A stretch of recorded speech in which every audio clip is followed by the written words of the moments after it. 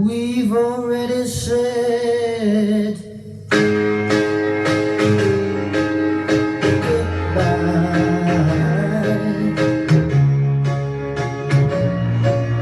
Since you gotta go, oh, you better go now. Go now, Go Now, the Moody Blues, the classic. We give a little bit more of that fantastic song. Forget about it. I want you to tell me just what you intend to do now.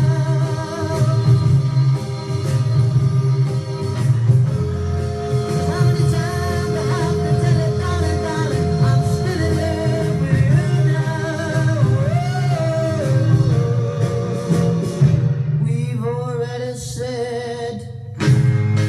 Fantastic song, forget about it. Hey folks, if you forgot who I am, I'm the man with the fedora, the pinky ring, and the New York thing. Forget about it.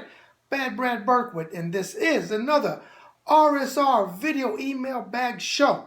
Now, if you want to be on my next show, send your questions in to Ringside Report 2014 at gmail.com. That's Ringside Report 2014 at gmail.com. Now, if you want to advertise on the RSR Video Email Bag Show, send serious business inquiries too. Come on, you should be telling me the email address. Forget about it. Ringside Report 2014 at gmail.com. Now, finally, the book, Boxing Interviews of a Lifetime by The Cat on the Back, Seoul, South Korea, 2002, custom-made suit. Forget about it. Still have those custom-made suits. They held up 14 years later. Forget about it. But if you want to buy the book, Boxing Interviews of a Lifetime, go to authorhouse.com. And why do I send you to authorhouse.com? Because I want you to save a few fazools. What's a fazul, you say? That's some clams. What's some clams, you say?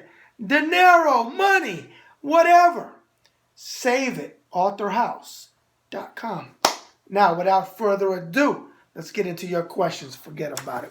First question is, Bad Brad, longtime viewer of your show and crack up every time you say forget about it.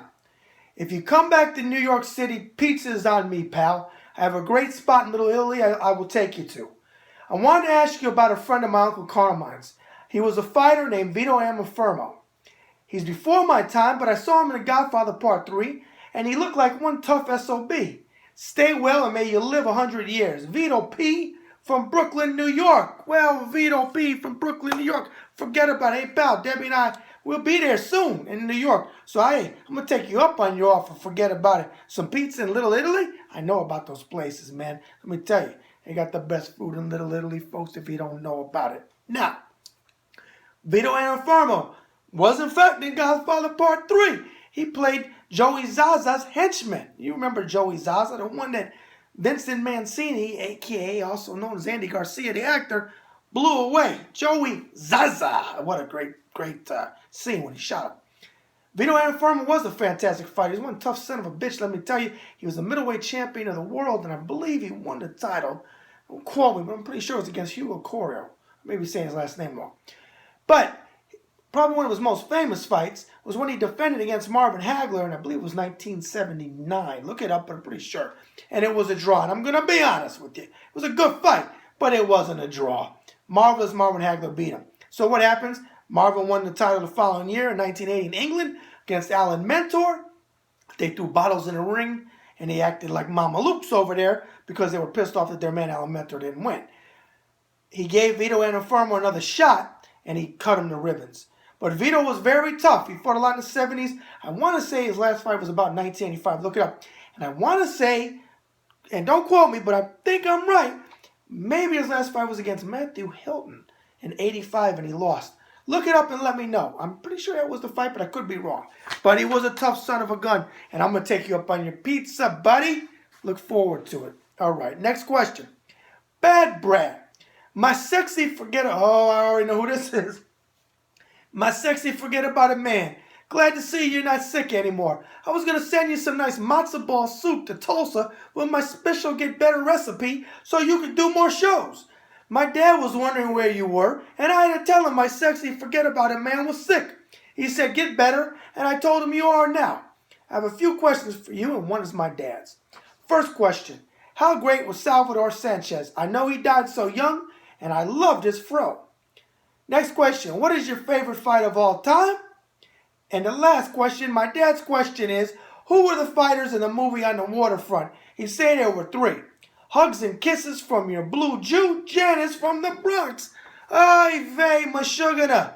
Janice from the Bronx. Hey, darling, I'm glad you wrote in to me. Forget about it. And best to your father. And I am doing well. I got my voice back. I can talk with my hands now. I put up a great meme on Facebook.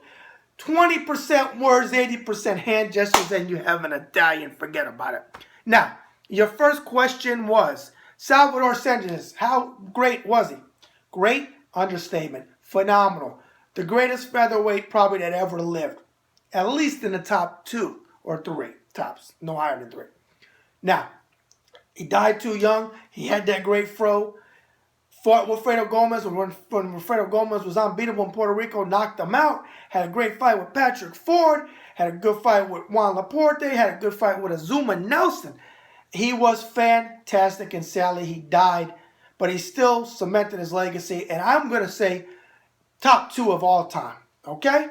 Next question you had was my favorite fight. I've mentioned this many, many times. Very easy. November 1982 in the Orange Bowl. Down goes Frazier. Down goes Frazier. Oh, no, wrong fight. 1982 November in the Orange Bowl. Aaron Pryor versus Alexis Arguello. God rest his soul. We miss you, Alexis. Now, Aaron was my number 1. And Alexis was my number 2. So it's pretty tough. You got your 1 and 2 fighting each other. But hey, made for a great fight. An all-out war. Aaron stopped him in the 14th round. They had the whole bottle thing because of that Strutz Panama Lewis. With the bottle, without the bottle, Aaron still would have won that night. It just is what it is. They fought a rematch in 83, and it was a lot easier for Aaron. He beat Alexis. God rest your soul, Alexis. I say it every time your name comes up. Not in 20 million years, if I lived that long, will I ever believe that he killed himself. No freaking way. That corrupt government in Nicaragua killed him. And I hope one day somebody's brought to justice. Because there's no way, Alexis, and Ray Mancini and I talked about it many times. There's no way. We don't believe it. God rest your soul, Alexis. And your last question was your dad's. Who were the fighters in the... Yeah, there were 3 fighters in On the Waterfront. Wait for it. Now, Brando played a fictitious character, Terry Malloy. But your 3 fighters were Tony Galenta, who fought Joe Louis. Actually dropped Joe Louis. Tammy Morelli. And Abe Simon. Abe Simon. Big guy. He fought Joe Louis too. 3 fighters. They were good. I'm not saying they were award-winning actors, but they were good at what they played. All right? All right. Best to your dad, my blue Jew. Forget about it. Last question. Bad Brad. I just read Thurman versus Porter is off due to a car accident that Thurman was involved in. Do you think Porter should take a stay busy fight? Who are you going with? Greg A., Tulsa, Oklahoma. I just saw it actually I got a press release, and then I saw it on Facebook. It's a shame he got in a car accident. It's a great fight on paper. I hope Keith pulls through and he's okay. I mean, I know he's not in danger, but whatever the injury was, I didn't read the whole press release. I hope everything works out.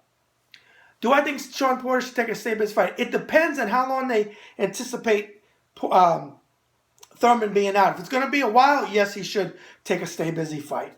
Now, who did I have going into that fight? I'm going to say really it's a pick'em fight, but I was leaning towards Keith Thurman by a decision. I could see it going the other way, and as everybody knows, whoever I pick, forget about it. Go with the other fighter. Bet the house. Now, that's another show in the can. Forget about it.